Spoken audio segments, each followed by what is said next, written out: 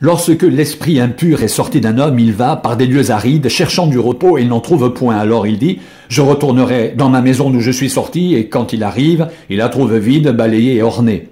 Il s'en va, et il prend avec lui 7 autres esprits, plus méchants que lui. Ils entrent dans la maison, s'y établissent, et la dernière condition de cet homme est pire que la première, il en sera de même pour cette génération méchante. Comme Jésus s'adressait encore à la foule, voici sa mère et ses frères qui étaient dehors, cherchèrent à lui parler. Quelqu'un lui dit, voici, ta mère et tes frères sont dehors et ils cherchent à te parler. Mais Jésus répondit à celui qui le lui disait, qui est ma mère et qui sont mes frères? Puis étendant la main sur ses disciples, il dit, voici ma mère et mes frères, car quiconque fait la volonté de mon Père qui est dans les cieux, celui-là est mon frère et ma sœur et ma mère. Ce même jour, Jésus sortit de la maison et s'assit au bord de la mer. Une grande foule s'étant assemblée auprès de lui, il monta dans une barque et il s'assit. Toute la foule se tenait sur le rivage. Il leur parla en paraboles sur beaucoup de choses et il dit, un semeur sortit pour semer.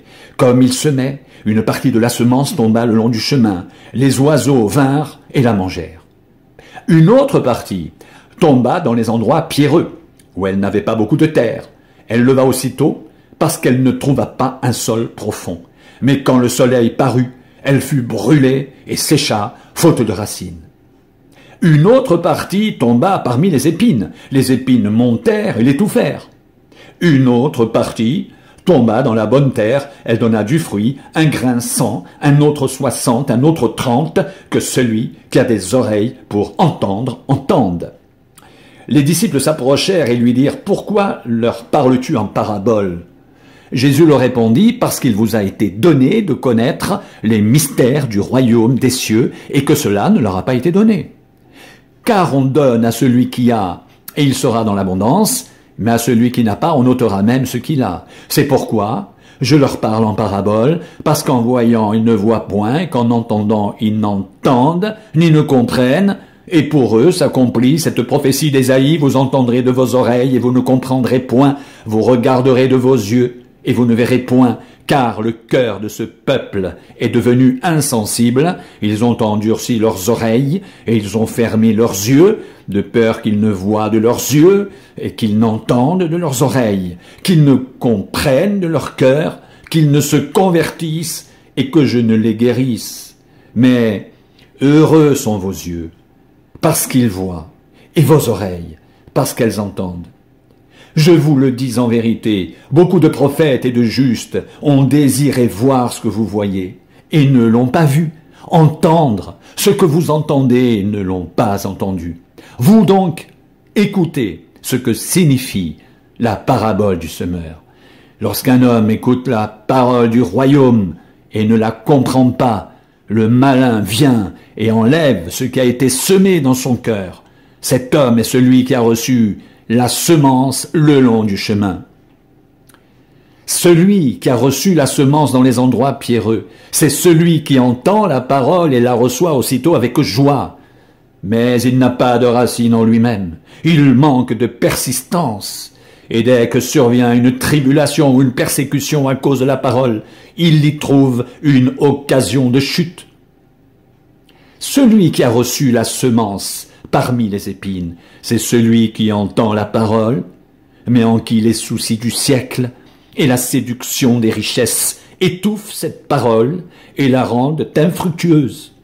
Celui qui a reçu la semence dans la bonne terre, c'est celui qui entend la parole et la comprend.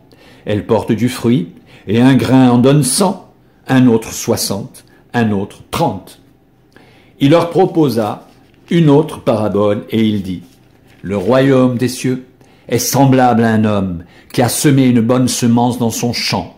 Mais pendant que les gens dormaient, son ennemi vint, sema de l'ivraie parmi le blé et s'en alla. Lorsque l'herbe eut poussé et donné du fruit, l'ivraie parut aussi.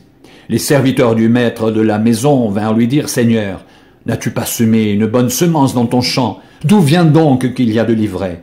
Il leur répondit, « C'est un ennemi qui a fait cela. » Et les serviteurs lui dirent, « Veux-tu que nous allions l'arracher? » Non, dit-il, de peur qu'en arrachant l'ivraie, vous ne déraciniez en même temps le blé. Laissez croître ensemble l'un et l'autre, jusqu'à la moisson. Et à l'époque de la moisson, je dirai aux moissonneurs, Arrachez d'abord l'ivraie, et liez-la en gerbe, pour la brûler, mais amassez le blé dans mon grenier. » Il leur proposa une autre parabole, et il dit, « Le royaume des cieux est semblable à un grain de sénévé qu'un homme a pris et semé dans son champ.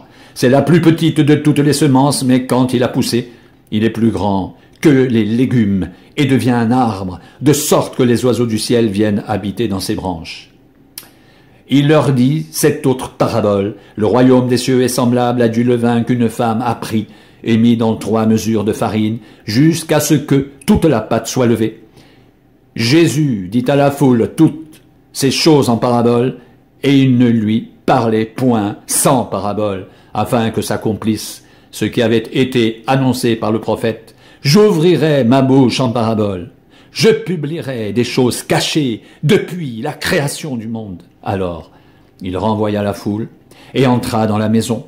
Ses disciples s'approchèrent de lui et dirent, « Explique-nous la parabole de l'ivraie du champ. » Il répondit, « Celui qui sème la bonne semence, c'est le Fils de l'homme.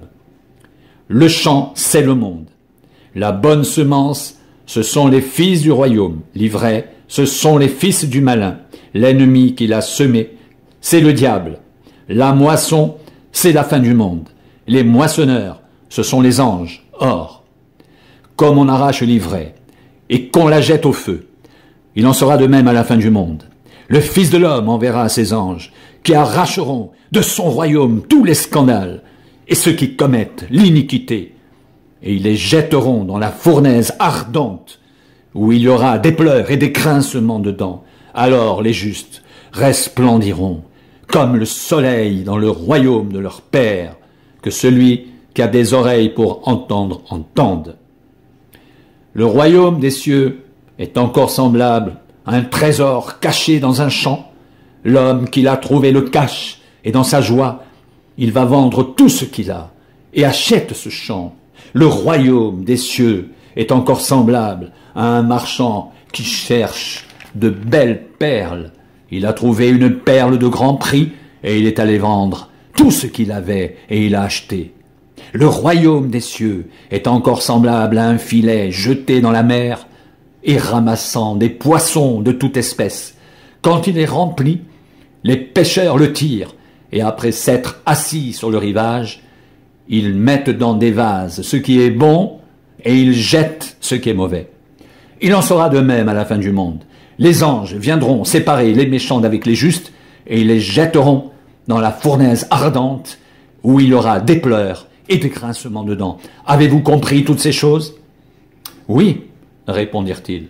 Et il leur dit, c'est pourquoi tout scribe instruit de ce qui regarde le royaume des cieux est semblable à un maître de maison qui tire de son trésor des choses nouvelles et des choses anciennes.